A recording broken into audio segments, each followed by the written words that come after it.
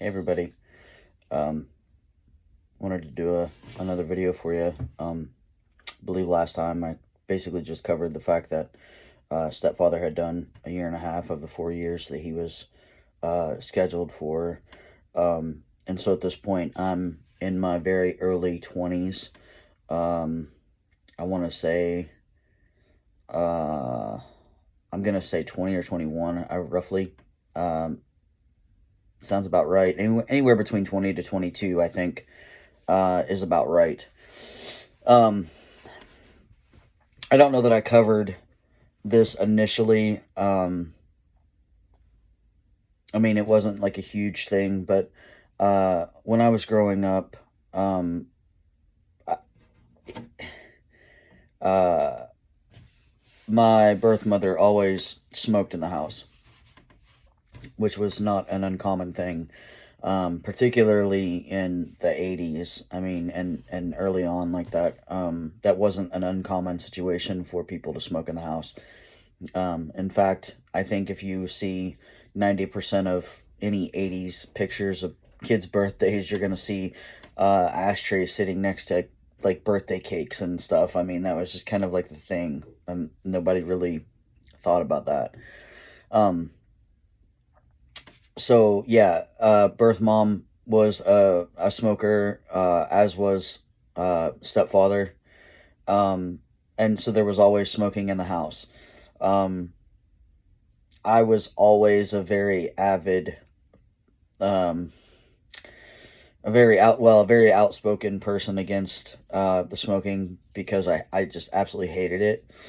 Um, it screwed with my allergies really badly, which I didn't know at the time that that's necessarily what was causing some issues. But um, yeah, I just really hated it. I hated the smell of it, and I hated the fact. And of course, when you're in school and you're young, they start talking about um, alcohol and tobacco use, and then of course, death and all that, and I'm terrified, so I come home and please stop smoking and um, all of that. The one thing I will say is that there was one time that I can remember seeing any type of alcohol in our house at all. One time, that was very briefly, and it was like wine coolers of some sort. But it was like, I mean, it was so brief that like I don't even know that that there was no alcohol in our house. However, there was smoking in there day in and day out from the time that I was born until I left. Um, and even into after I graduated high school, and even to this day, as far as I know, they're still smoking in the house. So that never did change. With all that to say, that I was a very outspoken person against it. Of course, unfortunately, I picked up the habit when I was um, 16, I believe, 16, um, something like that, 15 or 16, maybe. Um, so I have been smoking for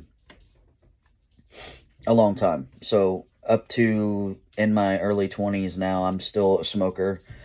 I also, um, not too much longer into this situation, in one of the factories that I'm actually working in, I actually get hurt.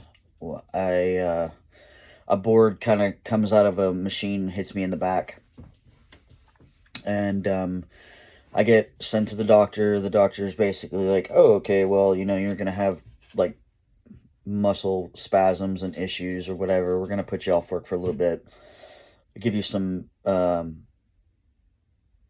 pain medicine and some muscle relaxers and call it a day, and you get back to work in about a week."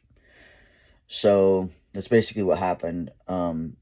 That is all to say, again, that at some point I ended up very much liking pain medication. So, in my early 20s, now I'm a smoker.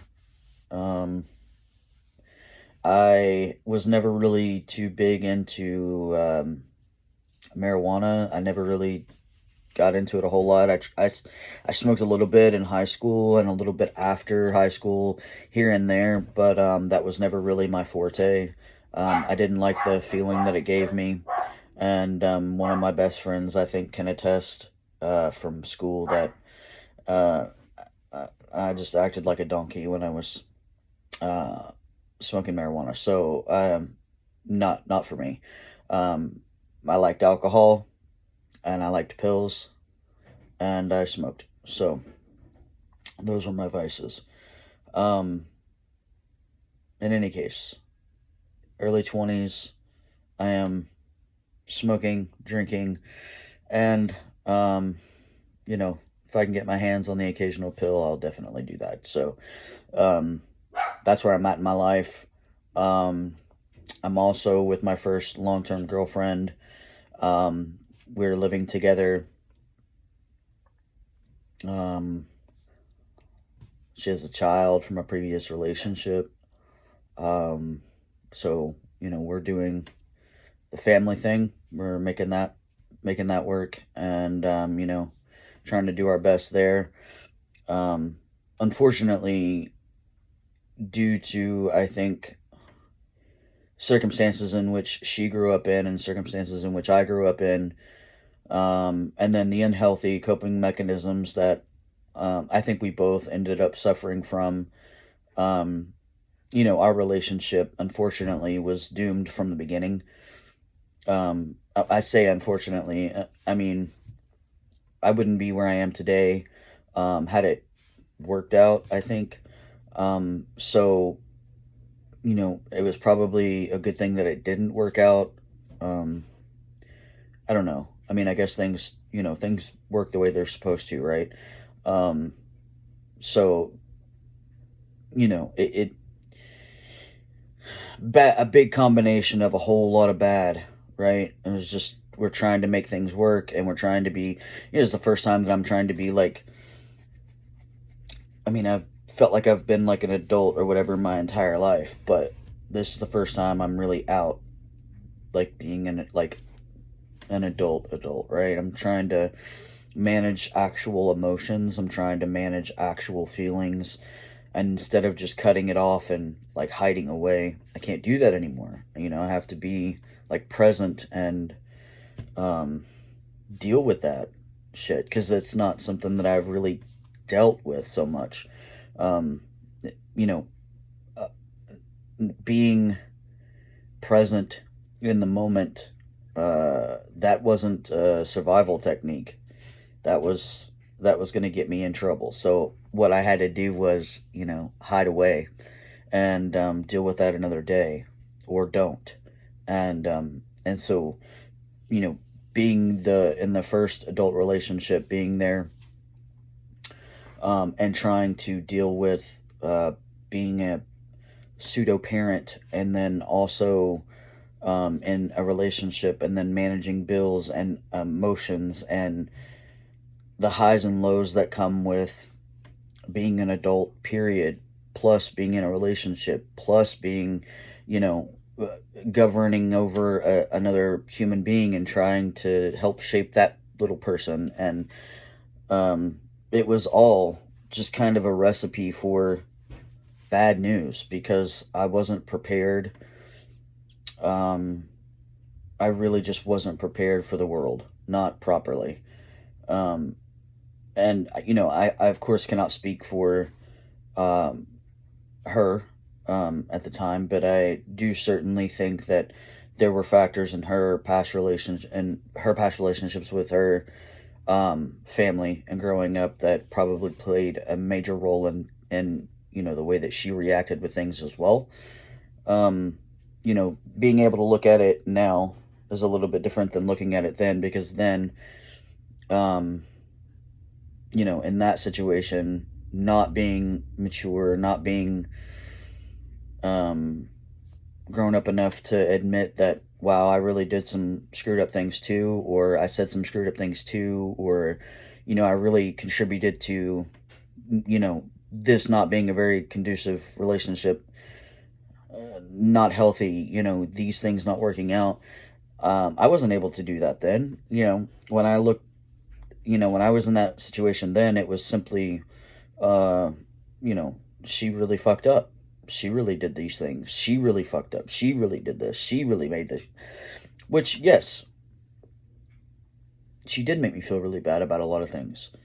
But I'm sure that I did not contribute to making her feel wonderful either, right? So, that goes with growing up. That goes with owning your mistakes. That goes with therapy, tons of therapy.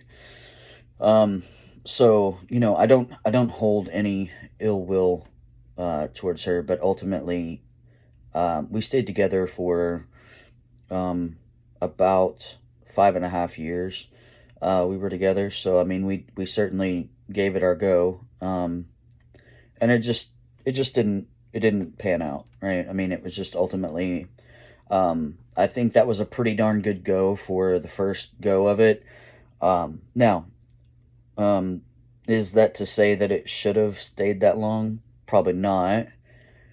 Um, but you know, I I think ultimately, again, this is in those situations. I'm growing up in a place that isn't necessarily um, okay with people being different.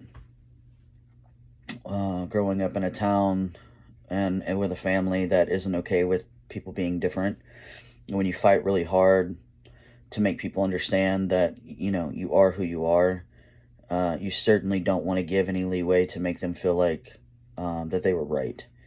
Whether the relationship was healthy or not, at that point is a moot point, right? Because you want to make sure that, hey, what I'm fighting for is as legitimate as anything that you would possibly be going for or loving or wanting in your life. And um, any misstep of that, it almost makes it feel like everything that they've said is absolutely correct, which, I mean, let's be real, is ridiculous, right? Because I mean, nobody's relationship is always perfect. My relationship now, my marriage, is wonderful. I love my spouse. We have a phenomenal relationship, probably the best relationship that I've ever had in my entire life. I mean, hands down, she's my best friend. Hands down, I can talk to her about anything. But is our relationship perfect? Absolutely not. Um, we still, will miscommunicate, and then we have to try to fix that, right? There, regardless, nobody's relationship is perfect. I absolutely love my spouse, and I would not ever, ever, ever want that to end. Um, this is, I feel safe, I feel whole, I feel home when I'm with her, when I'm here, right? But um, it's not always perfect. Nobody's perfect. That's part of being human. And to say that because you might have issues or problems, or even if you're just not compatible with somebody and you can't even admit that because you're afraid that somehow you are invalid because of that, is just absolutely asinine. That's where we get problems where domestic violence comes into play. People can't speak up. I mean, that's part of another situation where it falls into that. We blame victims. We make them feel as though they are to blame. Um, in any situation, just because something doesn't work out, you know, there are always two sides to a story. Yes. Does it always necessarily have to fall equally? Maybe not always. No, but it also doesn't mean that one person over the other is invalid. That person still has their feelings, they still have their autonomy. This person still has their feelings, they still have their autonomy. That doesn't mean that this person is invalid just simply because they were a douchebag. Look, you may be a douchebag, but you are still a valid person, okay? That doesn't mean that everything about you is absolutely incorrect. You can't possibly love who you say you love simply because you're a douchebag. Look, there are a lot of assholes in the world and a lot of really good people in the world. It doesn't mean that, you know, you don't know who that you love. And you maybe sometimes you are still figuring yourself out. I mean, let's be real. You know, for me, figuring yourself out is kind of a lifelong journey. It's not, everything doesn't just stop now because I'm an adult. If it did, that would be a really sad life. It really would. Because that means that I'm not able to grow or learn or anything for that matter. And honestly, if you can't learn from your mistakes, you're going to be a really shitty adult. So, there's that. So ultimately, you know, in the situation that I was in, you know, I felt the need to just make it work, ultimately. And honestly, I think it. I don't know. Again, I can't necessarily speak for this person, and I don't know what her feelings were in this situation or anything. I mean, I don't have contact with her, but I would venture to say that it was kind of the same. You know, it's one of those situations where you just you don't want anyone to feel um, that they were right and that this is wrong, and uh, just make you feel like a very invalid person, because that's a really crappy thing to make somebody feel. Um, Ultimately, in our situation, it ended up turning into physical violence um, a couple of times, and yeah, it didn't. No one got hurt to the point of like cops or anything being called, but it was bad, and everything started running really red towards the end, and I had decided that that was enough. Um, that this is not the type of situation that I want to be in. This is not the type of person that I want to be. I don't want to be in a situation where we're putting hands on each other and, um, you know, coming in and constantly feeling like you got like bubble guts every time you're at the house because you don't feel home. You feel nervous. You feel anxious. You feel worried. Um, that's not a good feeling to feel. So um, I had left for a weekend. We had broke up, um, and we were still living in this house together because we had rented it together. And I I had left for the weekend. Um, at this point, by the way, in our relationship, um, I was 20.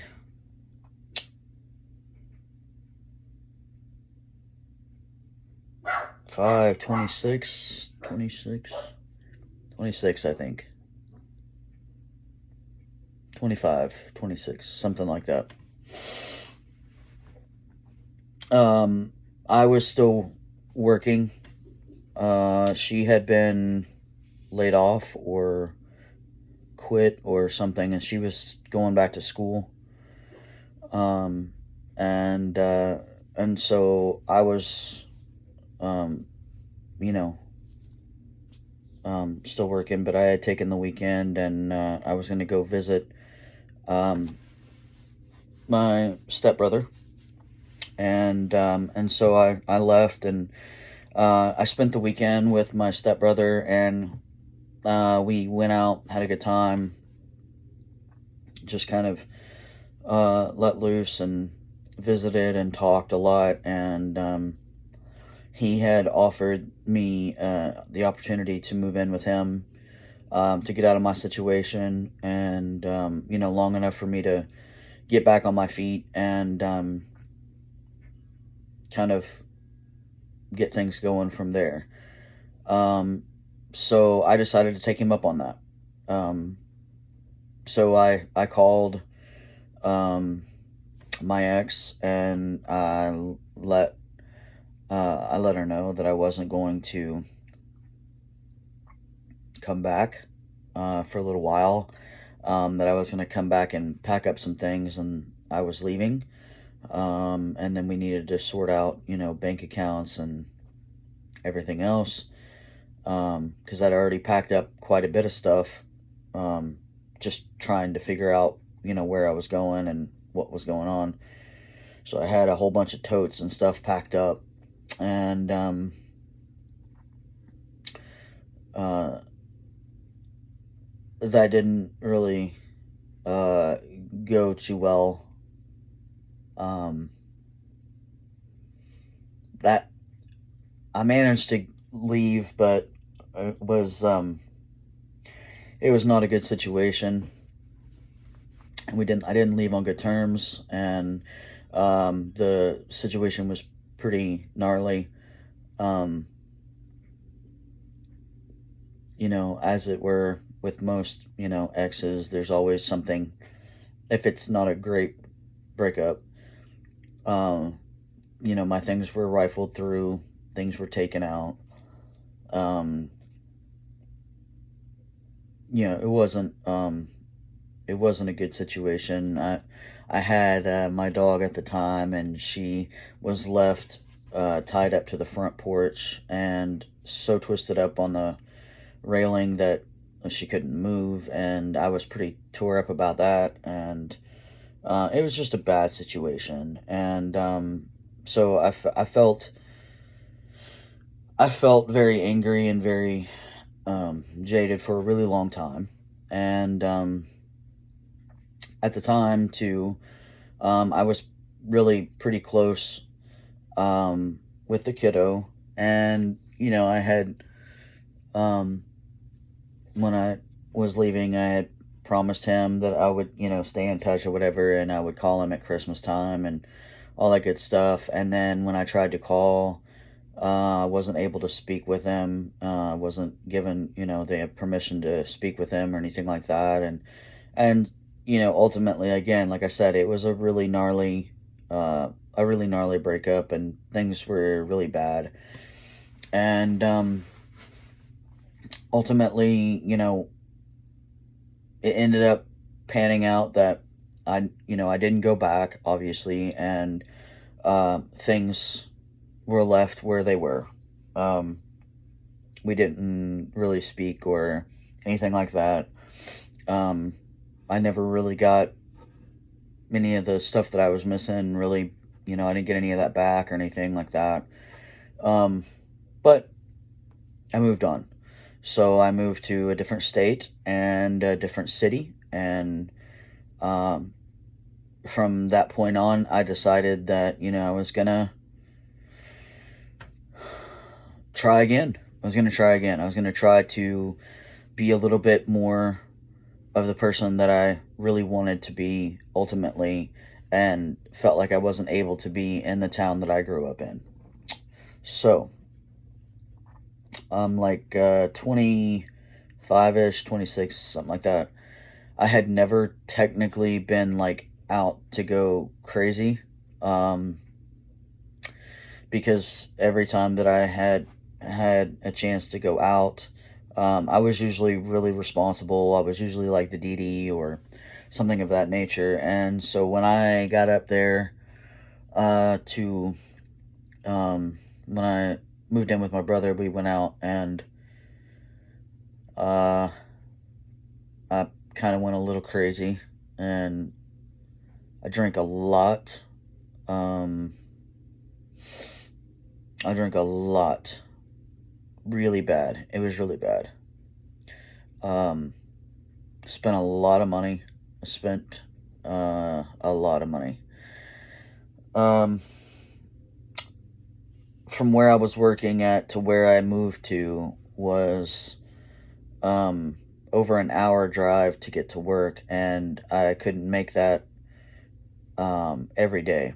So I had called in, to my job and told them the situation and that I wasn't able to do that anymore. And basically, they, weren't willing to work with me on it. And so I basically had to quit. So I quit and started looking for employment where I moved to. And where I moved to from where I lived was so different in that all the jobs that I was typically used to working really didn't necessarily exist so much where I moved to. I was used to working factory jobs and, really hard, labor intensive jobs like that. And while there were a few here that were hiring, it wasn't quite what I was anticipating. And it certainly was not the pay scale in which I was looking for. When I left my position where I was working at, I was making, I can't remember exactly what it was. Honestly, it's been so freaking long ago. I know I was making decent money for where I was at, where I was living. Um, and every job that I was in, attempting to get, within the same realm of work was paying me about the same amount of money, actually less than what I would be making if I worked at a fast food restaurant. And I couldn't I couldn't wrap my mind around it. I couldn't understand why I was making so much less money.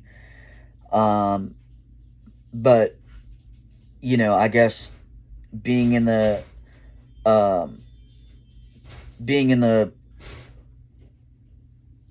city that I was in, there wasn't as much of a big hold on, or a big placement on factory work, because there was so much more other work to be done that it wasn't there wasn't just this huge demand for all just the factory work. So I had to kind of learn how to figure out how to work around that. And furthermore, where I moved from to where I moved to, I went from weekly pay to bi-weekly pay, which was super bizarre to me. I'd never in my life been paid bi-weekly. I've always been paid weekly. And for it to change like that was super bizarre, super weird for me. There were so many weird things that changed when I moved that it took me forever to wrap my head around. Um, for instance, have you ever heard of a drive-through liquor store? If you have, kudos to you. But when I first moved here, I had never heard of such a thing in my entire life, and I thought it was the most bizarre thing I'd ever heard of, ever, ever. Um, they, I had never ever heard of, which this could also be not necessarily the city, but the time frame in which I'm talking about as well. But there was also um, beer and liquor being sold. Well, more beer than anything, but beer being sold in a convenience store. Whereas where I grew up at, absolutely that was not a thing. You could not buy beer at a liquor store or at a convenience store. Could not do it. Uh, which was again another thing I thought was really bizarre. Um, yeah, if that gives you any indication, that means that I grew up in a really, really, really small place. Um, so yeah, that was a few things, but in any case, yeah. So I'm no longer in the small town, and I am now currently looking for employment, and I am. single, unemployed, and living with my stepbrother in a new city. Like, can we please talk about being a little bit more, right? So, yeah, I'll leave it there for now, and we'll talk again on the next video. Thanks, guys, for listening, and take care of each other.